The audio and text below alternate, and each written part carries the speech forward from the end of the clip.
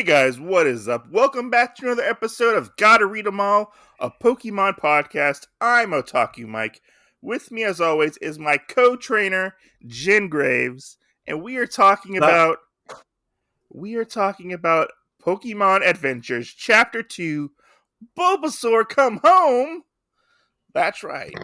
We're back on the Pokemon train. yeah. If you don't remember what happened last time, or this is your first time listening because you're a fan of the Pokemans, we saw Mew, Yeah. Red and Blue met, and yeah, that's kind of what happened, Blue, And Blue we're has off. his Charmander. We're off to Professor Oak's house, or laboratory, I guess you could say, because Red needs some help training and stuff Yeah. like that. Yeah. And Blue has his Charmander, so who will get the other two starters for this season? Well, I'm guessing Red will get Bulbasaur because this is titled Bulbasaur Come Home. Hey, you never know. Green could get Bulbasaur. Well, we haven't met Green yet. We have not met Green. So our chapter starts out with Red ringing the doorbell, bing bong, and he's like, "What? Nobody's home? Oh, the place is open." He walks in, he sees Professor Oak's laboratory. It looks a little disheveled, just a little bit. There's and all books the and stuff lights and stuff are everywhere. off. Yeah, there's books and stuff everywhere. And he's like, "Hey, I didn't realize there were so many different types of Pokemon." And he sees this Pokemon away from all the other Pokeballs. He picks it up. And he's like, "It's a Bulbasaur?" And I like it how Bulbasaur has his own little nameplate on his Pokeball. Right. I thought that was kind of cute. And you see Bulbasaur in there. I wonder if it's a nameplate or a sticker. Maybe, who knows? Like one of those label makers you have. Yeah. You're like, it's my food. Right. Don't eat my food. And yeah, and he's like, "Oh, look, Poliwhirl. It's Poliwhirl, right? Yeah, Poliwhirl. I always get Poliwhirl and Poliwag mixed up. Poliwhirl, and so he puts them up together, and he's like, "Look, it's a Bulbasaur, Poliwhirl. Look how cool that is." And you see like Bulbasaur, Poliwhirl talking in their Pokeballs and whatnot. And we get Professor Oak. Or do you want to take this next page? Yeah. Then we have Right. kind of a creak coming out from the door, and Professor Oak comes out, and he accuses Red of being a Pokemon thief. Yeah. And I love his security system.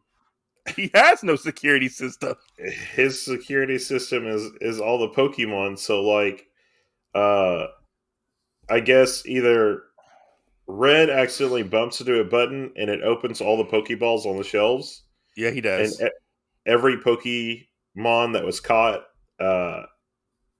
basically comes out. We get a cool little sequence where we have a line of them. We have Kakuna, Pidgey, Metapod, Caterpie, Rattata, Poliwag, and Tentacruel. Yeah. And then from there we have a couple other Pidgeys and a Weedle. Yeah. And they all kind of jump out to attack him. I really like this part where he's like, "You idiot!" Like, Yeah. Professor's like, "God damn it, I gotta go get all these Pokemon." Because there's a lot of Pokemon that come out of all the balls, because he accidentally releases all the balls, like, which is weird to think about. Like, they would all be connected to this one computer, Yeah. which is not normal. What we think is normal in the Pokemon world, Right. Which this is another. There's another part that I like here, just because they don't depict things like this a lot in manga. Oh, in the anime? Just in manga or anything in general. Yeah. But we have where this Pidgey flies over Professor Oak and drops some bird poo on his face. He takes a shit on Professor Oak's face. Yeah. I love the panel of him getting shit on, and he just has shit on his face. And he's like, I need you. He's like, God damn it. He's like, God damn it, get me my Pokemon back, you know? And you see Right. Red in the background trying to get all these Pokemon back into their Pokeballs, which is really funny. And I like it how it says later on, it's like, later, much later. So, like, how long did it take Red to get all these Pokemon back in their Pokeballs, you know? Yeah. Well, I just think it's funny the panel after that. Professor Oak's still telling him he's a Pokemon thief, even though he helped, and he's saying, "Hey, I'll go get the rest of these Pokemon for you." Yeah, And he's like, "You're a Pokemon thief. Don't move." yeah. And he's like, dang it, you're not gonna know what to look for. You know, I'm gonna have to go look for them myself. And the way this panel is drawn, it looks like Professor Oak is like too big for the bicycle he's using Yeah. in this panel. But like, why doesn't Red have a? Why didn't Red get a bicycle too? So Red's just gonna run the entire way to wherever they're trying to find these Pokemon. I You guess know, so. Yeah. but my question is, how does Professor Oak know where the Pokemon are going? Does he have them chipped and tagged with like tracking devices, or is he actually like tracking them like a hunter would track like a deer or something like that? You know? Um, I don't know. I mean, I feel like probably like all the Pokemon he has are probably local Pokemon, and so Yeah. he probably knows where they'd run back to. Uh huh. Which, if it's Pallet Town, then it should be like the Vermilion Woods But or the Viridian to think about it Forest, though, why would they run off to begin with? You know, because he technically caught all those Pokemon. because they're still wild. Well, like even though like, and this is a differentiation from like the show. We have a bunch of like in this, even after the Pokemon's caught, like they still don't like you. Yeah. It's kind of like for Ash in the show with Pikachu, like he never is able to put him in a Pokeball. He doesn't like him or anything else until after the ending of the first episode. Yeah. So, I mean, because you could catch a Pokemon and then it'd be like Ash's Charizard, where it's still a danger to you no matter what, just because of how it is. But was it, correct me if I'm wrong, because I'm just going off of memory. Wasn't it if you got badges, or completed the gyms, like the Pokemon would listen to you more, kind of Yeah, thing, or is high, that, high, yeah, higher level ones. or am I just making that up? No, yeah, it was higher level ones. You'd be able to catch higher levels more Okay, accurately. okay. I was just curious if your Pokemon would listen to you more, and stuff like that. Because I remember like sometimes if your Pokemon was a higher level and you didn't complete said gym, sometimes they wouldn't listen to you Yeah, in the game. And I know that sometimes Ash's Pokemon in the anime would not listen to him. Like Charizard wouldn't listen to him for the longest time, right. and some other ones had kind of their own. I think it was only Charizard, but I Yeah, can't remember if other ones did that as well. Uh, you know, yeah. it's hard to remember honestly because that was a long time ago when I watched that show. Long time ago. That was like over 20 years ago. Yeah. So yeah. Let's see. Ugh. Oh, all Um, right. And so they're we get they're in we the Viridian City. yeah, they go all the way to Viridian City, which seems like a far way to go. Uh Yeah.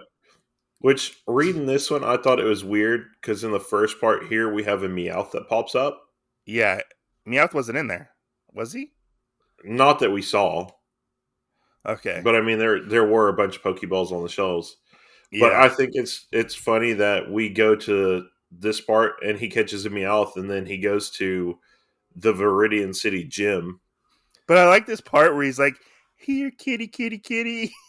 Like he's trying to get Meowth to come Yeah. over, like like an actual like house cat would, And but yeah, Professor Oak is like, man, I didn't would have.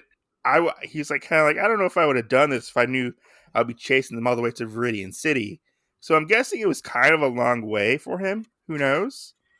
But we see Oh yeah, Bulbasaur, huh? yeah, because they were in Pallet Town, so Yeah, they were in Palatown.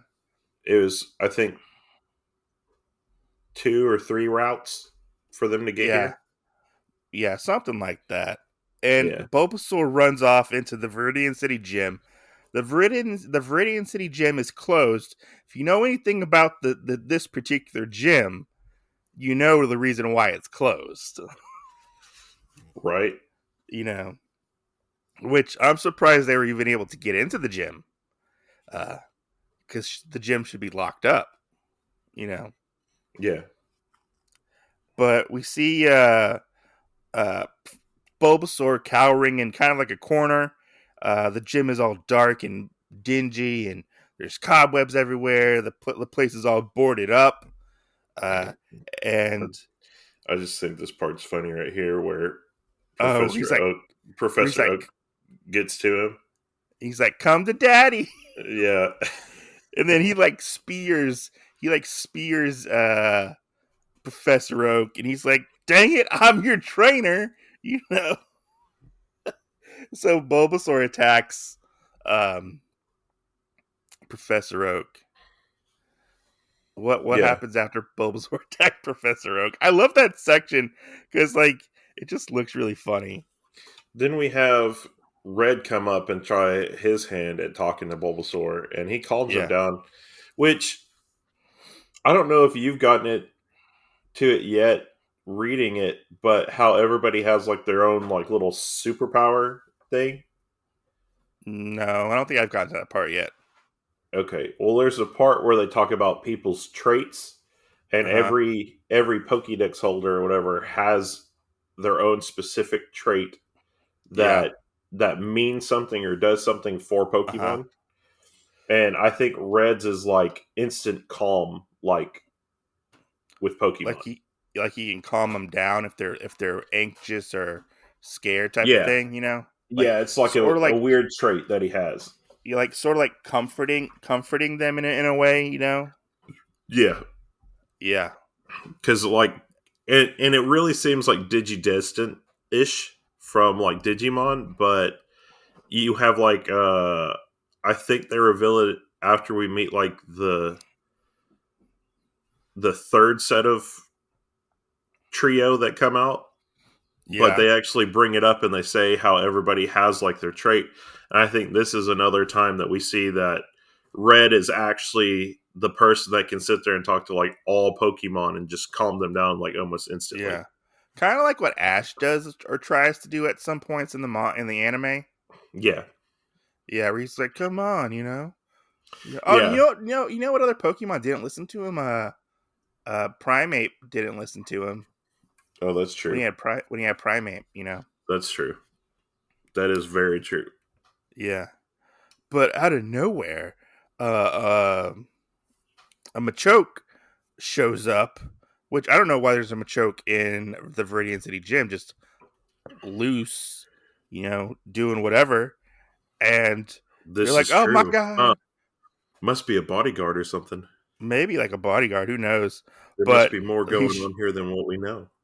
he's trying to attack. Well, they say it's a wild Machoke in the comic or in the manga, and we get this Yeah. scene. Go ahead. Uh, well, I mean, we just don't actually know if that is or not Yeah, because they might be thinking that because it doesn't have a trainer around it. true. And he tries to attack Red and Professor Oak, and Bulbasaur restrains uh, Machoke with his vine whips. And I like this next scene. This next scene's really fun, to where um, Red is like, Professor, what's Bulbasaur's like best attack? And Professor Oak is like knocked out. He's got like Yeah, X's. He's got like X's on his face. yeah. He's like, Gurgling at the like mouth. yeah, yeah. Oh, He is foaming. He is Yep, foaming at the mouth. that's what he's doing right there. But I like this scene where so the Machoke is trying to fight Bulbasaur and Red and kill Red basically, and Red's kind of like trying to figure out what to do, and this is where we kind of get some of his street smarts a little bit, where he goes up to one of the boards, or on accidentally goes up to one of the boards and sees light coming through, and he opens the board to let Bulbasaur. Um, Yeah, because he brings up at one point he goes, "What am I going to do next? I can't figure that out." And then it says, "Wait, he has a bulb on his back." yeah, like a plant. Yeah, Yeah, and he opens it up and he's like, "Try this," and like this beam of light comes through the building, and Bulbasaur uses his solar beam attack. Bulbasaur, solar beam, oh no, not Texas accent again. and then Machoke dies. We're just saying to say Machoke dies by the Yeah, solar beam. You know, he doesn't pass out; he just dies. he just dies. You're dead. Well, I don't know. Do they die in the manga versus the anime? You know? Uh, I don't think so. I'm not Yeah, sure. Well, I mean, like everybody dies in the video game and everything because they most likely get eaten for food. So yeah, true. But next, uh, after Bulbasaur saves them from the Machoke, um, we get this scene where Professor Oak, which I like, where he's like, "How did you know that Bulbasaur knew Solar Beam?" He's like, "Well, I figured since it was a plant, the sunlight and the energy stuff would, maybe help power him." So yeah, Red doesn't even know about Solar Beam. no, that's kind of the funny part.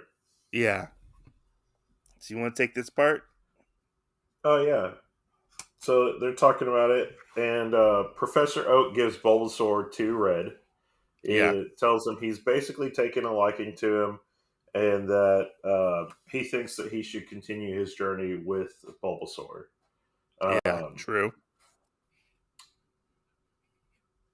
and he Red takes this time now that Professor Oak's kind of calm, and he wants to tell him like, "Hey, I didn't actually break into your lab.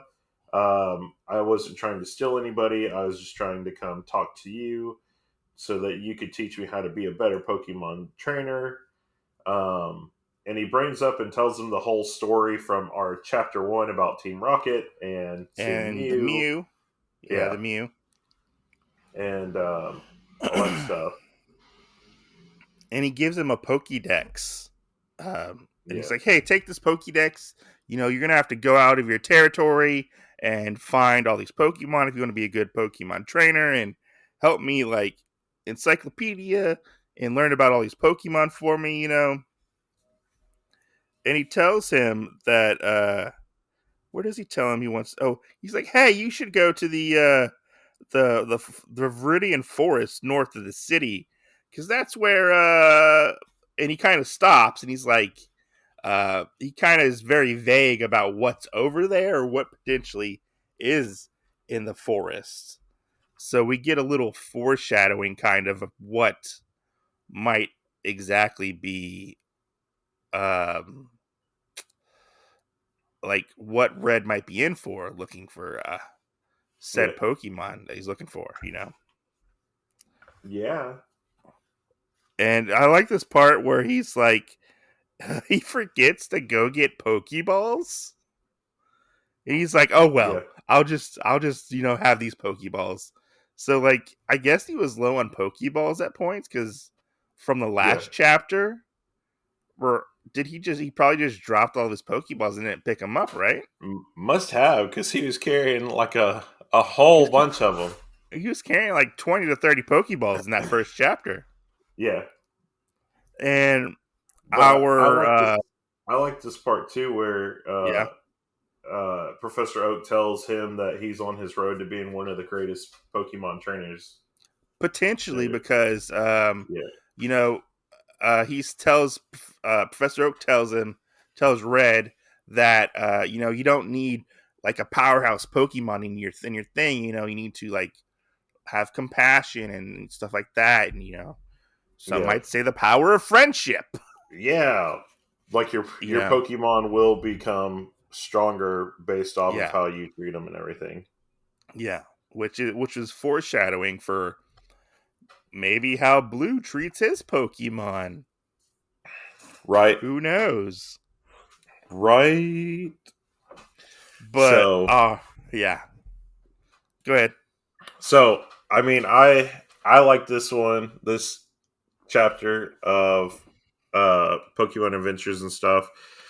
Um Obviously because we pick up Bulbasaur Yeah, and everything. And it just seems really nice and neat to actually get to know Red more yeah. and how it's easy for him to connect with Pokemon and whatnot. Yeah, and so he's going off to the Viridian Forest, him and Poliwhirl and Bulbasaur, and they're like, "Yeah, we're gonna do this. We're a team now," you know. And Yeah, we get more insight into the world of Pokemon. We get to meet Professor Oak. Professor Oak is kind of a little different than the depiction of the anime Professor Oak. He seems to be a little bit more agitated at points. yeah, With Red. In normal, he's kind of a not like a goofball, kind of, or like a very like yeah.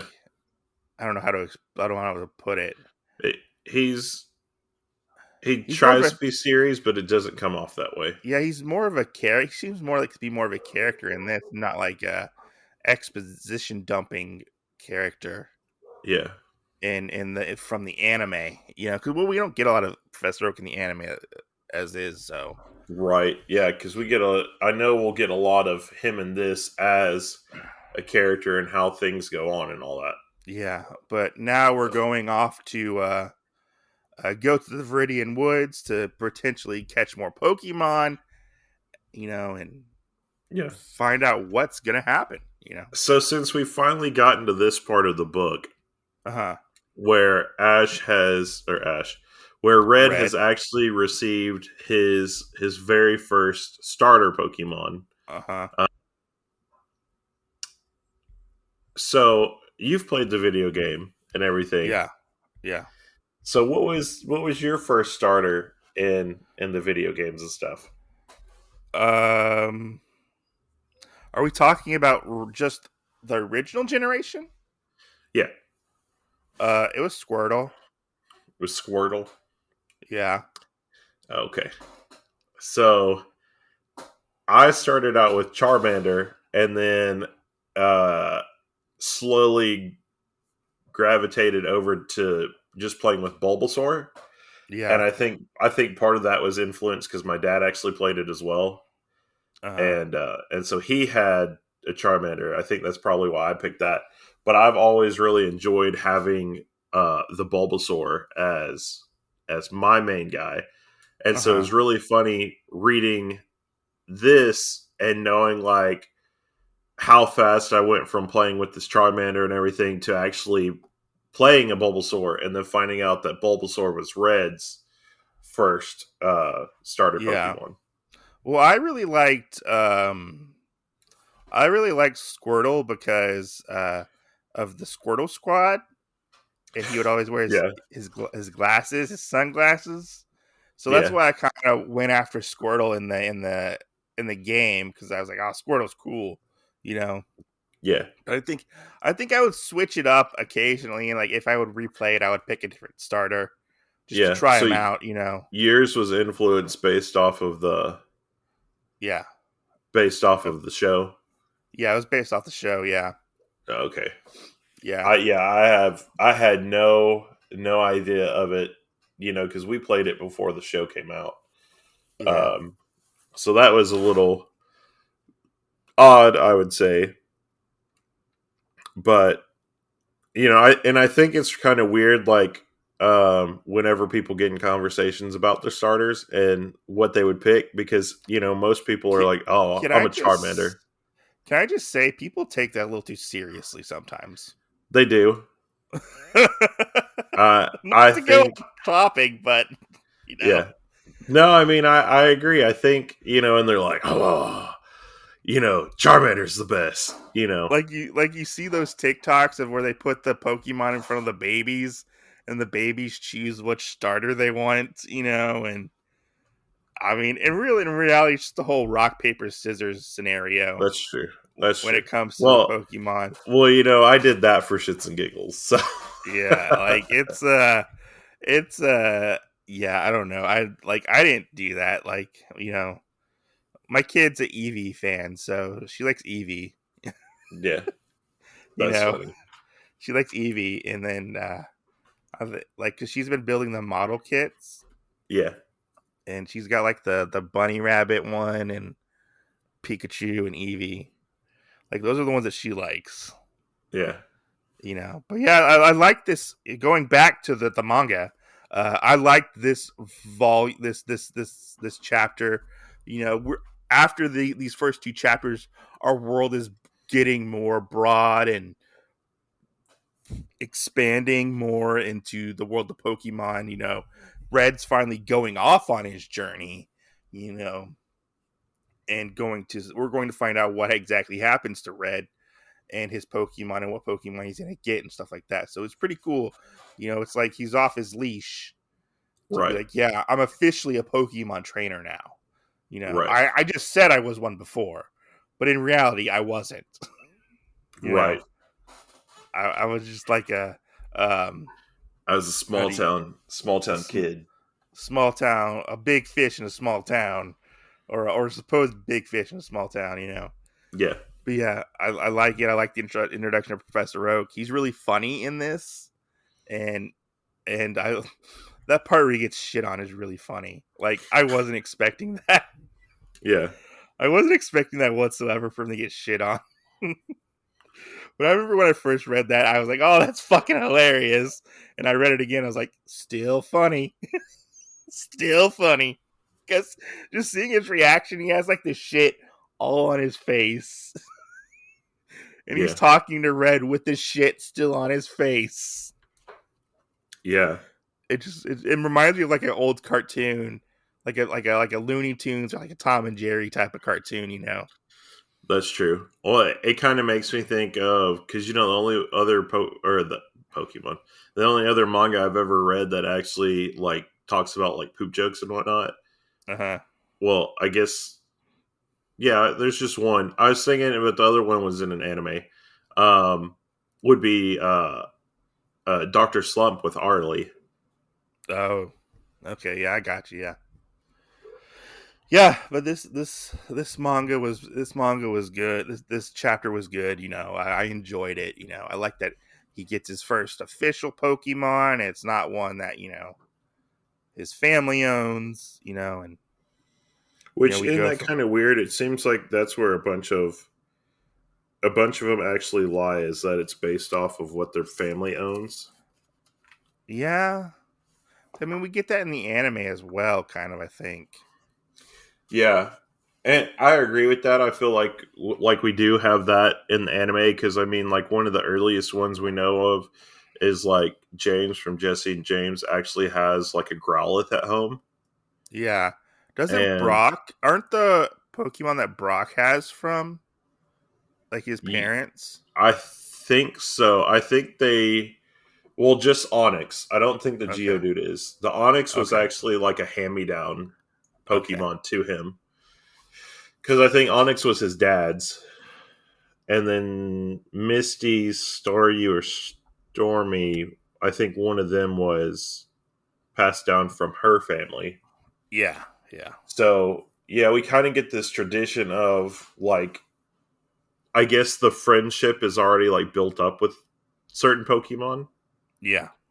And because they're family based ones, and you have to go from there. Mm-hmm. But, we have this kind of other divergence off of, hey, what if you had to try and have everybody Yeah. um and you build those friendships. I think that's another thing I like with this manga is they build their friendships while they're going, Yeah. um, because we kind of get the same thing of where different Pokemon act like assholes at different parts. Yeah, true. So Yeah, and this next chapter looks like it's going to be really good with expanding on the Pokemon and whatnot, because in this next chapter, we're going to be dealing with Red and Blue are going to be meeting up again. So yeah, slight spoilers on that one. And the next one we will be going into is chapter 3, which is the secret of Kangaskhan, or did I say that right? Kangaskhan? yeah, Kangaskhan. I said that right. Okay. Yeah, All right. I couldn't remember. All right. I just had to think about it earlier when you're like, I can't. It could kick me a hand. Well, when I was reading it, I was reading something different in my head because normally I hear it like Yeah, I hear Kangaskhan, and then when I was reading it earlier, I was like, Kangaskhan?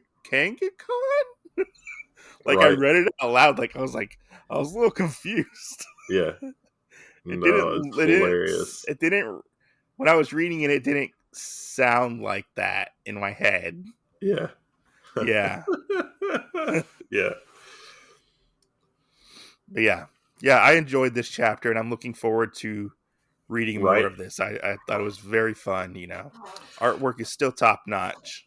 Yeah, I'm curious though, because eventually this artist leaves the book. I'm curious yeah, if I'll continue to like the art when the new artist comes onto the book, but we'll have to yeah. see. Hmm. Because I think they finish up this story arc, and then I think Yellow's story arc, and then they don't come back to the book Oh, okay. because Hmm. they get like sick. I don't think I noticed that. Yeah, it was a thing that I ended up reading about Oh, while cool. researching the manga, because they get like really sick, and the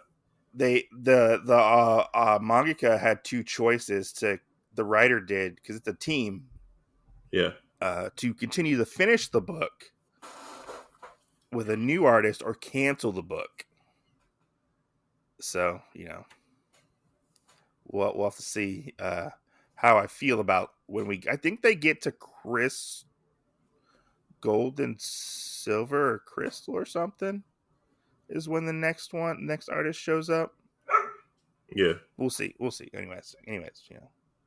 Yeah, this was good. I'm looking forward to their next episode where we um, read this, because I'm reading it as we go along each episode. Like right. I read this in the past, like a year or so ago, and then like I kind of put it down, so I don't really know what's going to happen in the book. So Yeah, yeah, yeah. I don't remember what happens. But But yeah, all the listeners out there, stay tuned for the next exciting uh adventure. adventure, I almost said episode. I was like, we might as well just go with the theme of adventure.